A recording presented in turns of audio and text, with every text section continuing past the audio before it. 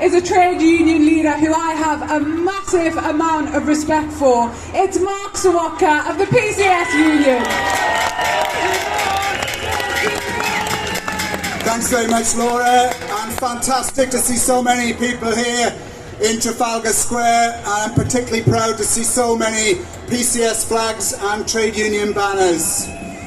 Now, who agrees with me that Matthew Hancock, who's gone off to the jungle, thinks the rest of them should piss off and join him? And we'll have a general election, thanks very much. But I want to make just a couple of really important points. Look around this square. Have you seen people sleeping on the streets? The average life of a man sleeping on the streets is 45 years old. Of a woman, it is 41 years old. Look around you and look at the women here today. The average life expectancy will be lower than their mothers. They are making us work longer, making our pensions worse, cutting our pay, and they privatise the profits while they nationalise the debts. The criminals in charge of this country saw their friends short-selling the pound and making hundreds of millions, while our mortgages went up, our rents went up, and more people are struggling to turn the lights on or feed their kids. In my own union, the PCS, we represent people who work for government, civil servants. 45,000 of them claim benefits because their wages are so low. 40,000 are using food banks. Food banks in government offices. Have you ever heard anything like it?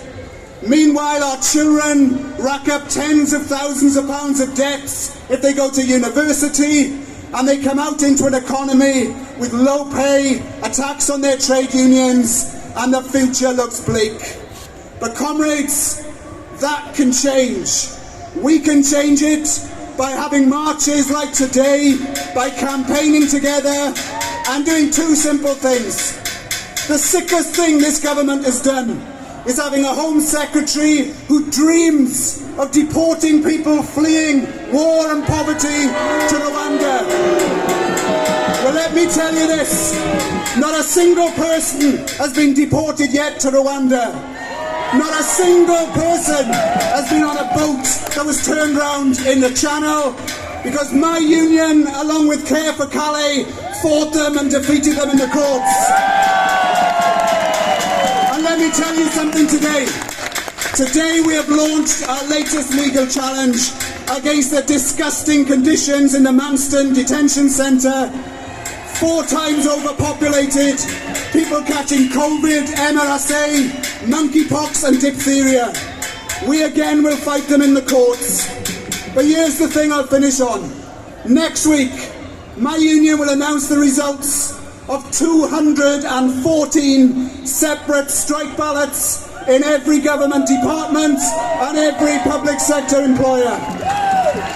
We already have cleaners working down the road going on strike for 5 days. Low-paid workers in Liverpool working for HGS, a company owned by billionaires, have had 20 days of strikes. Next week we hope to announce that hundreds of thousands of more civil servants will be joining them. And here's a thought for you all.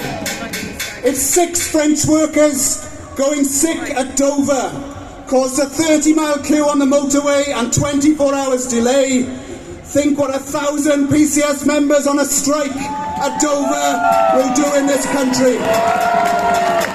So I'm going to finish with this message. If we win our ballots next week, the pledge of myself, Fran Heathcote, our national president, and our executive, is when we go on strike, we will be asking the RMT, the CWU, the UCU, and any other union, if you strike, we will go on strike the same day as you, because the more of us that go on strike, the more chance we have of winning. So colleagues, leave this square with your head held high, proud that you came here.